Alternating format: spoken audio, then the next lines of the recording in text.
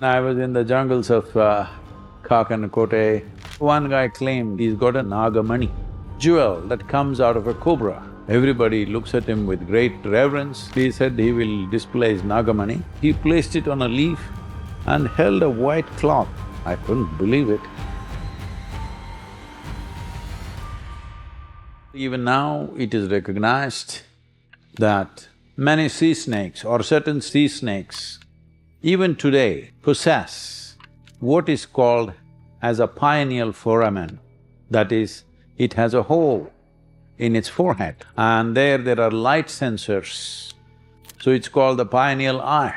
Largely till recently, I think it was believed that this pineal eye went into extinction almost 100 million years ago. But in recent times, certain scientists are recognizing that certain snakes still possess the pineal eye or the pineal foramen. Foramen literally means, in Latin, just a hole in this head. When I was maybe 21, 22 years of age, and I was in the jungles of Kote, thick jungles, tiger country, king cobra country. There I was with these tribals and walking in the forest for days on end. So one guy claimed he has what is called as a Nagamani. Many people of Indian origin might have heard of this. There are women named as Nagamani. That means a jewel that comes out of a cobra.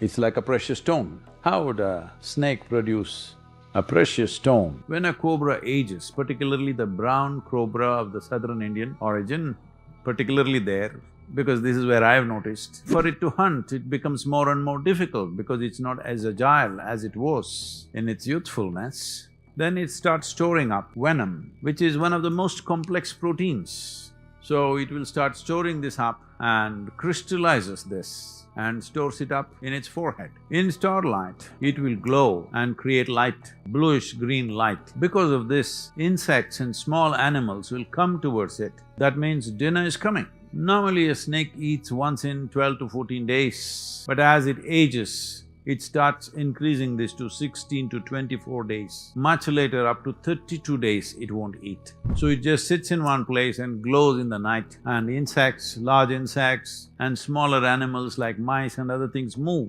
towards the light, and then he gets himself nourished. This is something that is known, it is very much in the lore in India. So this Nagamani is a very sought-after thing that people want to get the jewel out of the snake. So today, unfortunately, for commercial reasons, people are catching snakes and trying to pull it out of its forehead. But if you pull it out of the snake's head, it will be an immature stone, if you can call it a stone, because it's a crystal, and that will be of no use.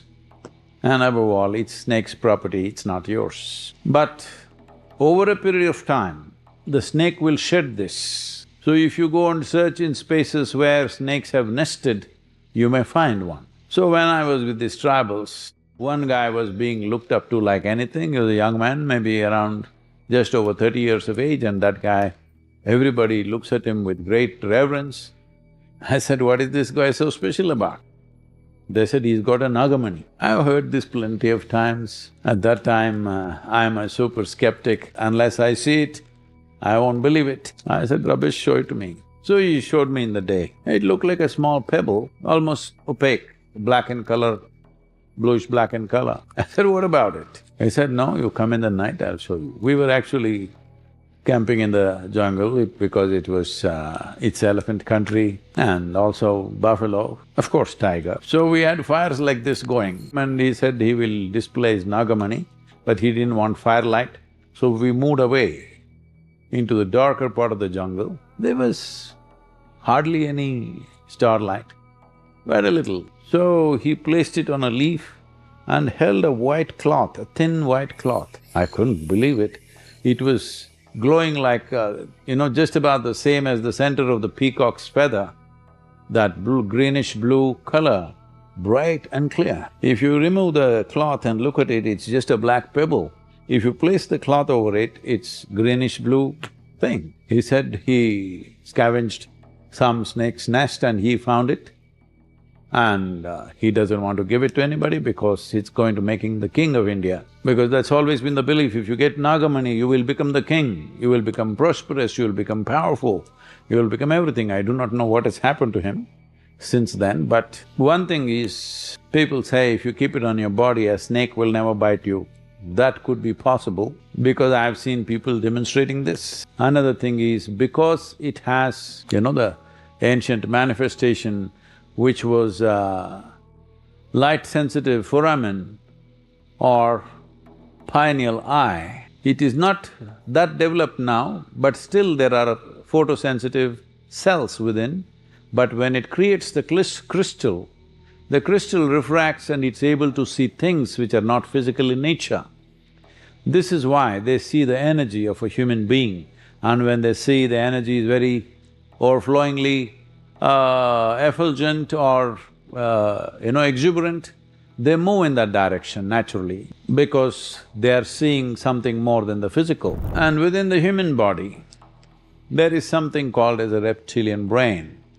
This is what is relevant to us. The reptilian brain controls the vital functions such as heartbeat, respiration, temperature and balance in the system. Your body becomes reliable if your reptilian brain is all that you access, but it becomes rigid and compulsive. In a way, those who are aspiring to become conscious, those who are aspiring to explore the peaks of consciousness, for them to be released from the ways of the body, the compulsiveness of the body, is one of the most important things. So, this process of what is this Naga veneration across the world is just this. People are trying to transcend the physiological compulsions which we have, which are not small, which is the basis of our making. You can overcome a few things. Instead of eating 5 times a day, you can eat once a day or twice a day. Instead of sleeping 8 hours, you can slowly sleep 3 hours a day. You can do those things, but you are here only because somebody else had a compulsion.